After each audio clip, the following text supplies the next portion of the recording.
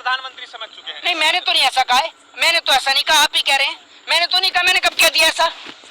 ये बताइए आप मुझे, मैंने कब कहा ऐसा? दूसरी बात ये कि इन लोगों की सबसे ज्यादा किरकिरी तो अयोध्या में हुई है। जो ये नारा लगाया था उन्होंने कि जो राम को लाए हैं हम उनको लाएंगे। प्रभु श्री राम ने कहा कि बेटा तुम खुद मेरे नाम पर आए हो, तुम मेरे को कहां से लेकर आओगे? तो प्रभु श्री राम ने इन्हें घर पे बिठाने का काम किया है। जी, लोगों ने, आप जैसे हिंदुओं ने गद्दारी किया बीजेपी। पहली बात तो मेरी बात सुन लीजिए, थोड़ा सा ना तमीज में रहकर बात करिए, क्योंकि आप जैसे हिंदुओं ने, मतलब इतने सारे जो वोटर्स हैं, आपको पता है कहां कहां से आपके ऊपर मुकदमा ठुकेगा।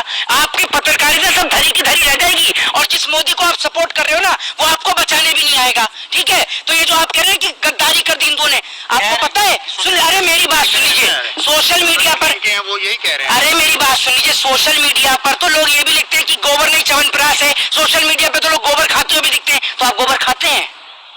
खाते हैं? अब इनका मुंह बंद हो गया, मुंह में गोबर ही फंसा हुआ होगा, आवाज ही नहीं आ रही। न्यूज वाले लिख रहे हैं ये क्या कि हिंदुओं ने धोखा दे दिया। अरे भैया, सुदर्शन न्यूज वाले के हिंदुओं का ठेकेदार है ये? सुदर्शन न्यूज वाले ने हिंदुओं को तनख्वाह देता है, हिंदुओं के बच्चों को पाल रहा है? ये तो बताओ। तो जो ये सरकार जो हिंदुओं के बच्चों को अपाहिज बनाने का काम कर रही थी, हिंदुओं के बच्चों को रोजगार की जगह उन्हें लट बरसाने का काम कर रही थी, आपको लगता है हिंदू उन्हें वोट देंगे?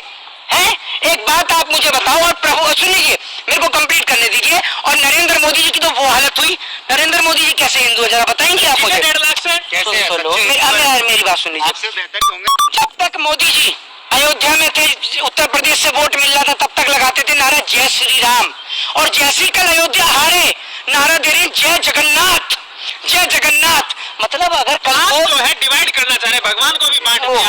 हमने बांट दिया, हमने बांट दिया, हमने बांटा या मोदी ने बांट दिया? ये हमने बांटा है, मोदी ने बांटा है?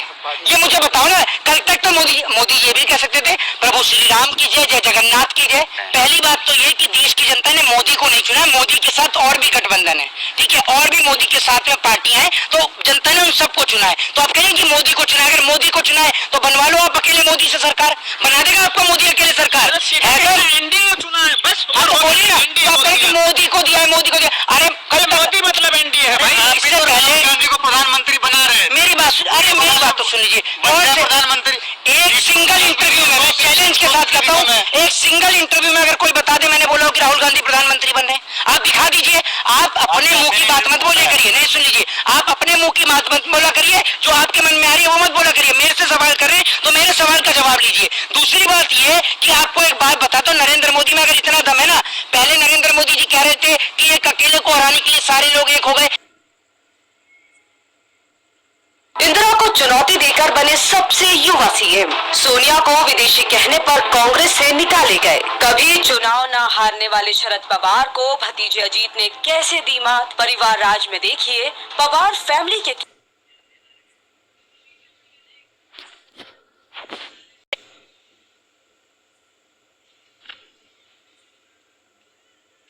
प्रदेश में इतनी बुरी हार हुई है कि अपने दम पे सरकार नहीं बना पा रही। कितनी बुरी क्या कर रहे हो? मिलकर बना ले रहा है बीजेपी की आज भी इंडिया से ज्यादा सीटें। क्या बात कर रहे हैं? मेरी बात तो सुन लीजिए, मेरी बात सुन लीजिए। इंडिया से ज्यादा है। अरे मेरी बात सुन, एनडीए के, मैं आपकी मोदी जी की बात कर रहा हूँ, है मोदी में? अरे अगर अकेले बीजेपी की अकेले इंडिया से ज्यादा सीटें तो आपके मोदी में अकेले में दम है कि सरकार बना ले? है दम तो बनवा दो। अरे है आपके मोदी में दम जो दिखाते 56 इंची वाला? तो बनवा लो। किससे? अरे मैं आपको दिखा दूंगा, वो भी बनवा के दिख जाएगी, वो भी आपको इस देश में दिखेगी। अरे मेरी बात तो सुन लीजिए, अगर नीतीश कुमार और चंद्रबाबू नायडू एक साथ आ जाते हैं तो सरकार ऑटोमेटिकली बन रही है। कहां से नहीं बन रही, ऑटोमेटिकली बन जाएगी। मेरी बात सुनिए, इस देश में सब कुछ पॉसिबल है। किसी ने सोचा था कि रातों रात मध्य प्रदेश में जहां कांग्रेस की सरकार है वहां सरकार गिरेगी? किसी ने सोचा था कि महाराष्ट्र के अंदर जहाँ शिवसेना की सरकार है वहां सरकार गिरेगी?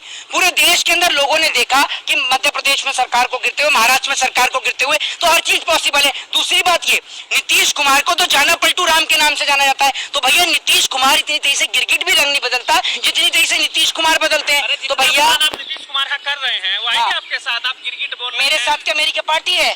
आए या ना आए, किंग मेकर कहा जा रहा है नीतीश कुमार को।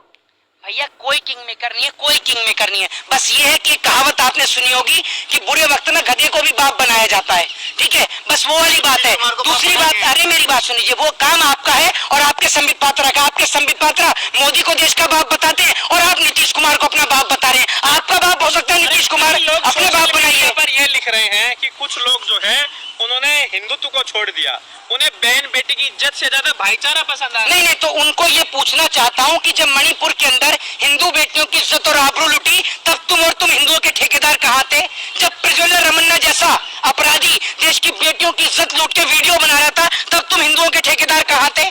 जब आपने देखा हाथरस के अंदर, जब कानपुर के अंदर, हाथरस के पूर्वांचल के अंदर, देहात के अंदर, जब जो झुग्गी थी, जो घर था, उसके अंदर आग लगाया गया और वो माँ और बेटी जल के राख हो गई, उस वक्त में हिंदुओं के ठेकेदार कहाँ थे? वो तो ब्राह्मण थी। जब एक बेटी के साथ में आपने देखा हाथरस में एक बेटी के साथ में दुष्कर्म हुआ, उस वक्त में कहाँ थे हिंदुओं के ठेकेदार? जरा ये बताइए ना। और सबसे बड़ा मुंहतोड़ जवाब तो इन्हें प्रभु श्री राम ने देने का काम किया है। और आप ये सोचिए, देश के लोगों ने भाईचारे का इतना बड़ा पैगाम दिया कि भगवान प्रभु श्री राम की जन्मभूमि से लोगों ने दलित शूद्र वैश्य के नाम पर नहीं, ब्राह्मण शूद्र वैश्य क्षत्रिय के नाम पर नहीं, हिंदू मुस्लिम सिख ईसाई के नाम पर नहीं, देश के नाम पर वोट डाला और वहां से एक हमारे दलित भाई जो है वो एमपी चुनकर आए। कितनी बड़ी बात है। 500 साल इसीलिए लगे मंदिर बनने में, अब मिल गया ना नतीजा, हरा दिया। तो मोदी जी ने मंदिर बनाया था क्या? कोई ऐसा मुझे तो मिले, मेरा जूता पैर से बहुत ढीला है, मैं उसका स्वागत करूंगा जो आकर ये कहे कि मोदी ने राम मंदिर बनाया है, और कहे तो मैं उस पर पर्सनल डिफॉर्मेशन करूंगा। हार मिली ना, क्या मिली? हार। हाँ, तो मिली मोदी जी को हार, बिल्कुल करारी हार मिली उत्तर प्रदेश में। और आप ये समझ लीजिए है ना कि बीजेपी की सरकार थी तो मंदिर बनी, मंदिर बना, नहीं होता तो मंदिर नहीं बनता। ये राम मंदिर का ताला किसने खोला था? कभी आपके पिताजी ने आपको बताया? कभी इतिहास पढ़ा? किसने खोला था? भव्य मंदिर बना दिया सब। कोई भी खोल लेगा, उसमें चाबी लगता है बस। अच्छा, बनाना बहुत बड़ा काम होता है। अच्छा, तो एक आध जगह का ताला आप भी खोल के दिखा दो। अगर आपको कहीं पता चला कि जो ये शरीर का जो इतना सा टुकड़ा है ना, इसमें ऐसा ताला लगेगा कि जिंदगी भर जेल से बाहर नहीं आ पाओगे। ताला तो कोई भी खोल देगा। आपकी हालत इतनी हुई पड़ी है, कुपोषण का शिकार तो यही है। सरकार से कहूंगा, आपकी इतनी गुलामी और इतनी दलाली कर रहा है, इसको 5 किलो राशन खिलाओ पहले, इसको 5 किलो राशन देने की जरूरत है। भैया मेरे को तो इस बात का डर है तेरे को हार्ट अटैक वगैरह ना आ जाए, इतना प्रेशर मत ले। पत्रकार का अपमान कर रहे हैं।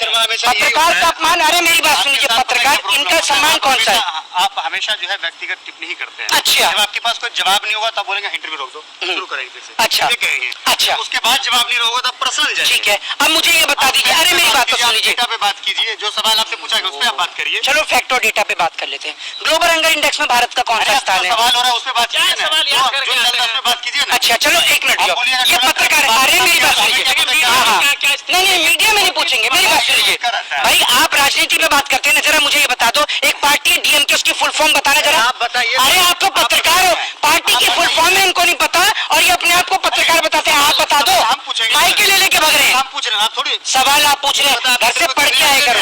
नहीं, इंटरव्यू देने है लेने है। आपके पास भी तो योग्यता होनी चाहिए कि आप सामने वाले का इंटरव्यू ले सके। आपके पास नहीं योग्यता चाहिए। सुनिए, हमारे पास योग्यता है। क्या योग्यता है?